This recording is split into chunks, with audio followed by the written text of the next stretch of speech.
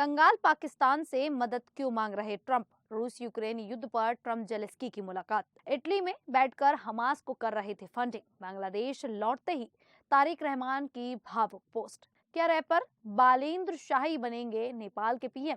नमस्कार, मेरा नाम है शालिनी और आप देख रहे हैं द न्यूज 15। स्वागत है आपका हमारे खास प्रोग्राम दुनिया के हालचाल में। चलिए नजर डालते हैं बड़ी खबरों पर विस्तार से। डोनाल्ड ट्रंप के टैरिफ अटैक से पूरी दुनिया में हलचल मची हुई है। अमेरिका अपनी ताकत दिखा रहा है, लेकिन इसी बीच एक हैरान करने वाली बात सामने आई है। दुनिया की सबसे बड़ी अर्थव्यवस्था अमेरिका अब आर्थिक संकट से जूझ रहे पाकिस्तान से सहयोग मांग रहा है। रिपोर्ट्स के मुताबिक अमेरिका ने पाकिस्तान से लोकोमोटिव की बिक्री और जरूरी मिनरल्स यानी कि खनिज संसाधन की खोज में साथ देने को कहा है। पाकिस्तान इस समय भारी आर्थिक संकट में है।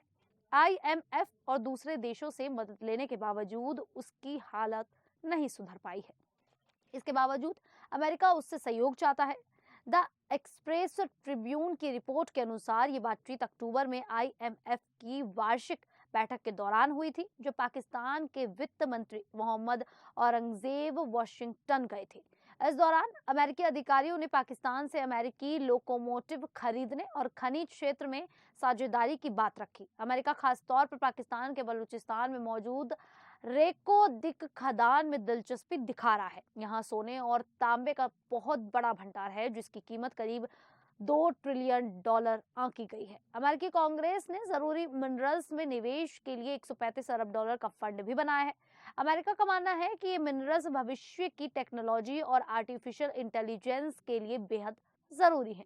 तो वहीं यूक्रेन के राष्ट्रपति जेलेस्की और अमेरिका के राष्ट्रपति डोनाल्ड ट्रंप की आज फ्लोरिडा में अहम मुलाकात होने जा रही है। इस बैठक का मुख्य मकसद रूस यूक्रेन युद्ध को खत्म करने के लिए चल रही शांति प्रक्रिया पर बातचीत करना है। दोनों देशों के बीच एक 20 पॉइंट का शांति प्लान और सुरक्षा गारंटी समझौता लगभग तैयार हो चुका है, जिसका करीब 90% काम पूरा बताया जा रहा है।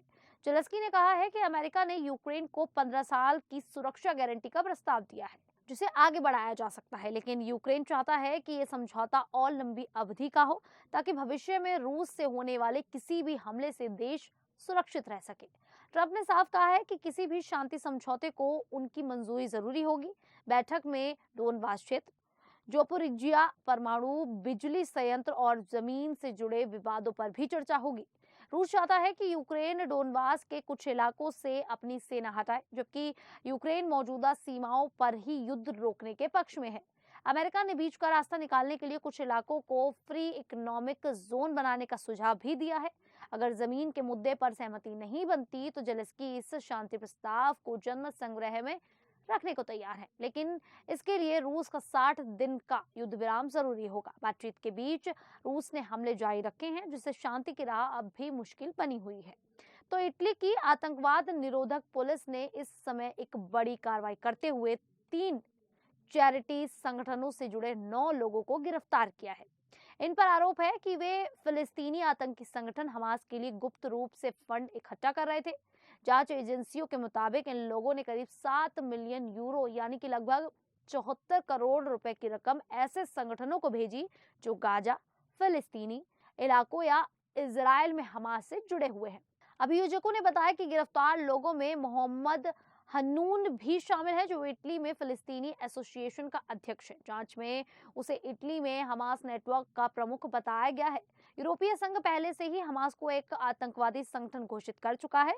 इस जांच में इटली को अन्य यूरोपीय देशों का भी सहयोग मिला। जांच में सामने आया कि ये पैसा सीधे नहीं बल्कि ट्रायंगुलेशन ऑपरेशन के जरिए भेजा गया, यानी बैंक ट्रांसफर और विदेशी संस्थाओं के माध्यम से रकम को घुमाकर गाजा तक पहुंचाया गया, ताकि असली मकसद छिपाया जा सके। ये पैसा उन संगठनों को दिया गया जिन्हें इजराइल ने हमास से जुड़े होने के कारण अवैध घोषित किया है। इटली की प्रधानमंत्री जॉर्जिया मेलोनी ने इस कार्यवाही की सराहना करते हुए कहा कि इससे आतंकवाद के वित्तीय नेटवर्क को बड़ा झटका लगा है। वहीं गृह मंत्री ने कहा कि ऑपरेशन दिखाता है कि कैसे चैरिटी के नाम पर आतंकी गतिविधियों को छिपाया जा रहा है।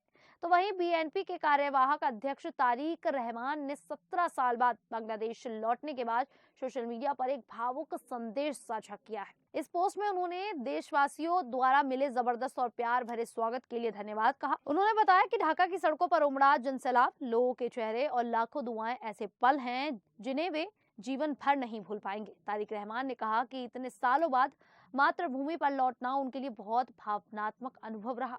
उन्होंने अपने परिवार, पार्टी समर्थकों और उन सभी लोगों का आभार जताया जो मुश्किल समय में भी उनके साथ खड़े रहे। उन्होंने युवाओं, किसानों, मजदूरों, पेशेवरों और सिविल सोसाइटी के लोगों को धन्यवाद देते हुए कहा कि बांग्लादेश की असली ताकत उसके लोग हैं, खासकर जब वे एकजुट होते हैं। उन्होंने मीडिया और सुरक्षा बलों की भी सराहना की, जिन्होंने उनकी वापसी के दौरान शांति और व्यवस्था बनाए रखी। इसके अलावा उन्होंने अन्य राजनीतिक दलों और नेताओं को भी धन्यवाद कहा, जिन्होंने उनकी घर वापसी का स्वागत किया और लोकतंत्र व बहुदलीय व्यवस्था का समर्थन किया। अपने संदेश में तारिक रहमान ने बांग्लादेश के भविष्य को लेकर अपनी सोच भी साझा की। उन्होंने कहा कि उनका लक्ष्य सिर्फ एक सपना नहीं, बल्कि एक ठोस योजना है। एक ऐसा बांग्लादेश जहां शांति हो, हर समुदाय सुरक्षित और सम्मानित महसूस करे और हर बच्चा उम्मीद के साथ बड़ा हो सके। उन्होंने एक एकजुट और समावेशी बांग्लादेश बनाने की बात कही। तो वहीं नेपाल की राष्ट्रीय स्वतंत्र पार्टी और काठमांडू महानगर पालिका के मेयर बालेंद्र शाह के बीच रविवार सुबह एक अहम और ऐतिहासिक समझौता हुआ है। इस समझौते के तहत बालेंद्र शाह को अगले साल मार्च में होने वाले राष्ट्रीय चुनावों में पार्टी का सदस्य, नेता और प्रधानमंत्री पद का उम्मीदवार बनाया जाएगा। इसे आने वाले प्रतिनिधि सभा चुनावों से पहले एक बड़ी राजनीतिक एकता के रूप में देखा जा रहा है। समझौते के अनुसार आरएसपी के अध्यक्ष रवि लामिछाने पार्टी के केंद्रीय अध्यक्ष बने रहेंगे। चुनाव के बाद बालेंद्र शाह को संसद में पार्टी का नेता और प्रधानमंत्री पद का चेहरा घोषित किया जाएगा। दोनों नेताओं के बीच कई हफ्तों तक चली बैठकों के बाद ये सहमति बनी है। जारी दस्तावेज में पार्टी की साझा सोच, नेतृत्व व्यवस्था और भविष्य की रणनीति को साफ तौर पर रखा गया है। दोनों पक्षों ने लोकतंत्र, बहुलवाद और सामाजिक न्याय पर आधारित सुशासन को मजबूत करने की बात कही है। समझौते में भ्रष्टाचार और कुशासन के खिलाफ जनता की आवाज को राजनीतिक ताकत में बदलने का वादा किया गया है। इसमें युवाओं के नेतृत्व वाले आंदोलनों और जन असंतोष को भी खास महत्व दिया गया है। आरएसपी ने पार्टी संगठन को और मजबूत करने, युवा कार्यकर्ताओं और अनुभवी पेशेवरों को जिम्मेदारी देने की बात कही है। पार्टी के मूल सिद्धांत और चुनाव चिन्ह पहले जैसे ही रहेंगे। ये समझौता आरएसपी को आगामी चुनावों में और मजबूत बनाने की दिशा में एक बड़ा कदम माना जा रहा है। खैर, आप सभी को ये जानकारी कैसी लगी, आप हमें कमेंट करके अपनी राय जरूर दें। अभी के लिए इतना ही, फिर हाजिर होंगे ऐसे ही देश और दुनिया से जुड़ी बड़ी खबरों के साथ। तब तक के लिए देखते रहिए द न्यूज़ 15।